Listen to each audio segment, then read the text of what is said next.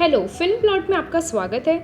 आज हम बात कर रहे हैं American supernatural fantasy TV series के बारे में जिसका नाम है वेडनेसडे, जिसकी IMDb रेटिंग है 8.3% एंड जिसे 97% लोगों ने यहाँ पे पसंद किया है।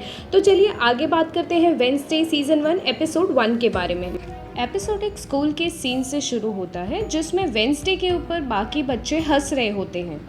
वेडनेसडे को उनके इस रवैये से कोई फ़र्क नहीं पड़ता और वो अपने लॉकर की तरफ जाती है। लॉकर खोलते ही उसका भाई पक्सली उसमें बंधा हुआ मिलता है।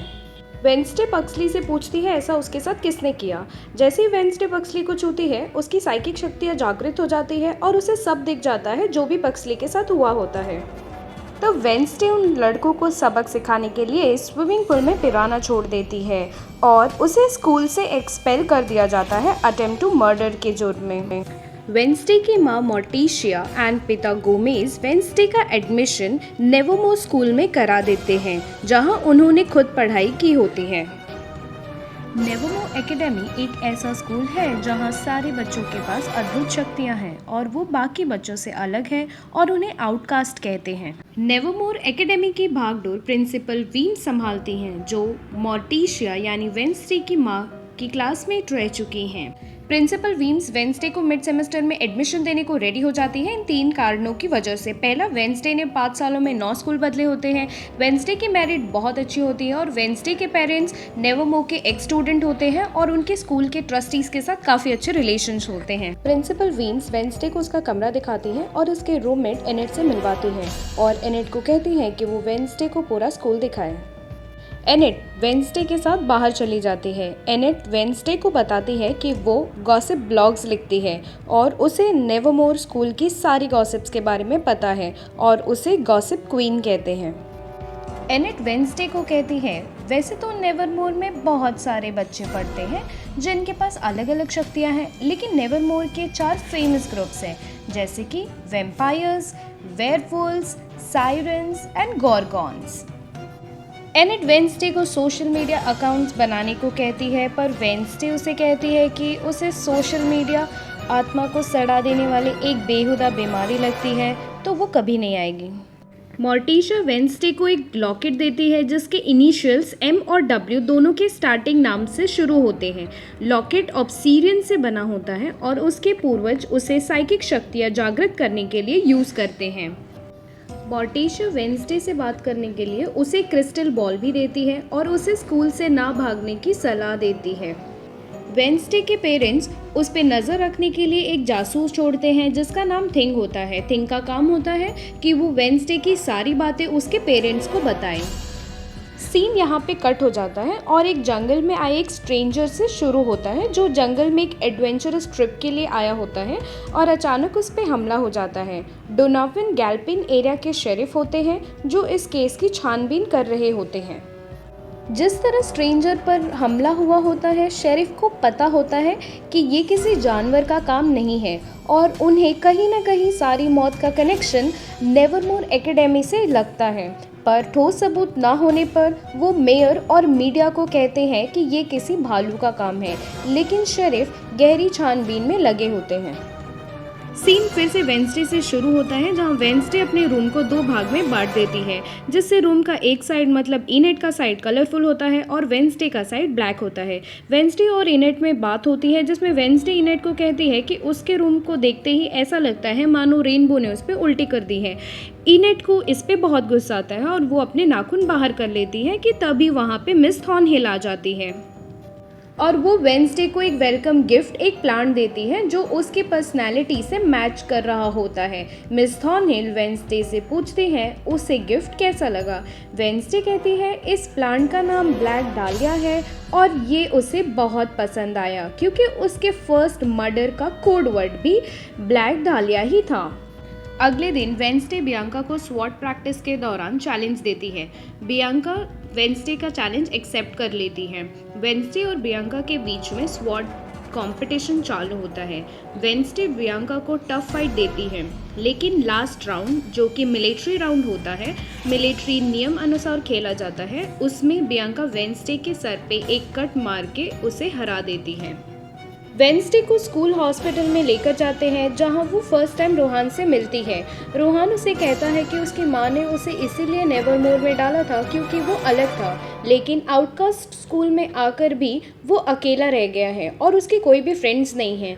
फिर वो कहता है उसे ऐसा लगता है कि वेंसडे उसका भी रिकॉर्ड तोड़ देगी। वेंसडे जब हॉस्पिटल से अपने कमरे की तरफ जा रही होती है तभी उसके ऊपर एक गॉर्गोइल गिर जाता है, लेकिन जेवियर्स उसे बचा लेता है। वेंसडे जेवियर से पूछती है उसने उसकी जान क्यों बचा ली। तब जेवियर्स कहता है उसने बस बचपन का हिसाब बराबर कर दिया है।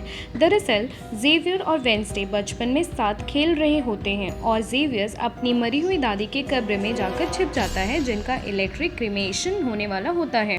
जेवियर्स कब्र के अंदर है, इसकी जानकारी किसी को नहीं होती है और वो लोग इलेक्ट्रिक क्रीमेशन शुरू करने ही वाले होते हैं कि वेंसडे वहाँ पे आकर रेड बटन दबा देती है और क्रीमेशन स्टॉप कर देती है और वो जेवियर्स को बचा लेती है।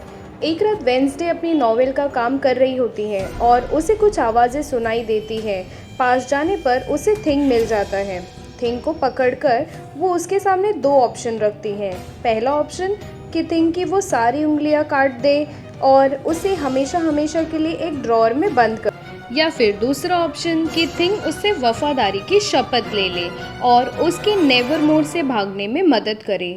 थिंग्स वफादारी की शपथ ले लेता है। अगले दिन प्रिंसिपल विम वेंसडे को कोर्ट के कहे अनुसार साइकेट्रिक डॉक्टर केनबोर्ड के घर ले जाते हैं और उसे ना भागने की सलाह देती हैं क्योंकि उनकी पूरी नज़र उस पर बनी हुई होती है। प्रिंसिपल विम वेंसडे का इंतज़ार बाहर अपनी कार में बैठकर कर रही होती हैं।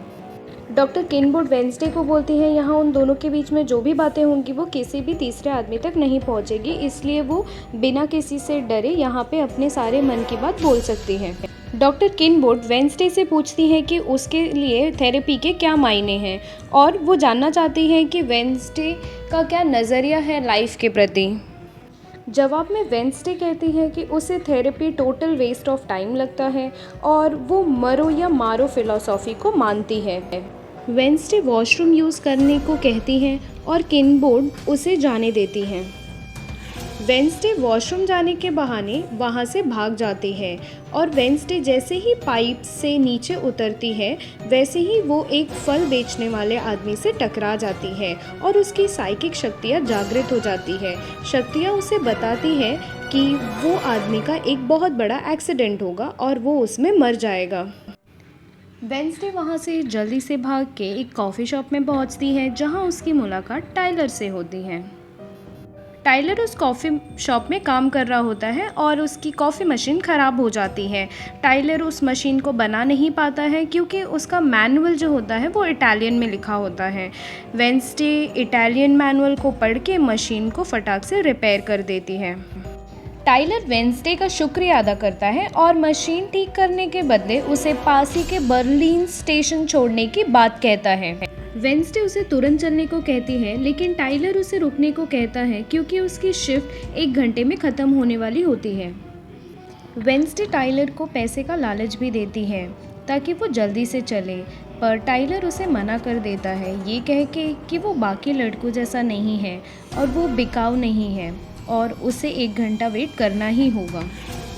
वेंसडे टाइलर का वेट कर रही होती है तभी कॉफ़ी शॉप में कुछ लड़के आ जाते हैं। लड़के वेंसडे को चुड़ैल कहते हैं और उसे टेबल से हटने के लिए कहते हैं क्योंकि वेंसडे एक आउटकास्ट है और वो नॉर्मी के साथ नहीं रह सकती है। वेंसडे अकेले ही उन लड़कों की अच्छे से पिटाई कर देती है। तभी वहाँ शेरिफ डोनोवन गैल्पिन आ जाते हैं जो टाइलर के फादर होते हैं और उन्हें विश्वास ही नहीं होता कि एक छोटी सी बच्ची ने अकेले ही इन तीनों लड़कों को मारा है। तब वहाँ प्रिंसिपल वीम्स और डॉक्टर बिलबोर्ड भी आ जाते हैं और वो वेंसडे को फिर से नेवरमोर लेकर चली जाती हैं। रास्ते में उनको एक एक्सीडेंट दिखाई पड़ता है जिस पे वेंसडे कहती है कि ड्राइवर मर चुका है क्योंकि उसकी गर्दन टूट गई है। वेंसडे सेलो बजा रही होती है कि तभी वहाँ एनेट आ जाती है जो बहुत उदास होती है क्योंकि वो वेयरवुल्फ पूरी तरह नहीं बन पाती है और उसे ये डर होता है कि उसे कोई पार्टनर नहीं मिलेगा और उसे अकेले ही मरना होगा। वेंसडे उसे कहती है कि अकेले रहना एक वरदान है और सब अकेले ही मरते हैं। एनेट पूछती है क्या वो भी किसी भी चीज़ की वजह से कभी लाइफ में उदास हुई है। वेंसडे कहती है सिर्फ एक बार, जब वो 6 साल की थी और उसका पेट स्कॉर्पियन जिसका नाम नीरो था उसको कुछ लड़कों ने जानबूझ के मार दिया। वेंसडे के कहने पर थिंग टाइलर के घर जाता है और उसे वेंसडे से बात करने को कहता है। टाइलर वेंसडे से बात करता है जिसमें वेंसडे उसे आर फेस्टिवल में आने को कहती है और उसे बर्लिन स्टेशन छोड़ने को कहती है। वो कहती है कि इससे अच्छा मौका नहीं मिलेगा नेवरमोर से भागने का। टाइलर वेंसडे से फेयर में मिलता है और उसे उसके फादर गोमेज एडम की क्राइम फाइल देता है जो उसने अपने फादर के लॉकर से चुराई होती है। टाइलर और वेंसडे जब भाग रहे होते हैं तभी वेंसडे रोहन से भिड़ जाती है और उसकी साइकिक शक्तियाँ जागृत हो जाती है और वो देखती है कि रोहन मरने वाला है। वेंसडे रोहन को जंगल की ओर जाते देखती है और वो रोहन के पीछे जाती है और वो उसे बताती है कि उसकी जान खतरे में है। पर रोहन वेंसडे पर हमला कर देता है और कहता है कि आज वो वेंसडे को ख़त्म कर देगा। पिछली बार भी उसने कोशिश की थी गारगोयल गिराकर, पर उससे जेवियर्स ने बचा लिया था, बट इस बार वो उसे ख़त्म कर देगा। रोहन वेंसडे को किताब का एक पेज दिखाता है जिसे उसकी माँ ने 25 साल पहले लिखा होता है और वो कहता है कि इस किताब में ऐसा लिखा है कि वेंसडे नेवरमोर को हमेशा के लिए बर्बाद कर देगी। तभी वेंसडे को बचाने एक मॉन्स्टर आ जाता है जो रोहन को मार डालता है और वेंसडे को वो कुछ भी नहीं करता है। देखते ही देखते वेंसडे का स्कूल में एक हफ्ता पूरा हो जाता है और उसके पेरेंट्स क्रिस्टल बॉल पे उससे नेवरमोर के बारे में पूछते हैं। वेंसडे उन्हें बताती है कि 2 बार उसकी जान पे हमले हुए हैं, एक मॉन्स्टर ने उसकी जान बचाई है और वो नेवरमोर को ख़त्म कर सकती है। वेंसडे को नेवरमोर बहुत पसंद आता है और वो भागने के प्लान को छोड़ देती है।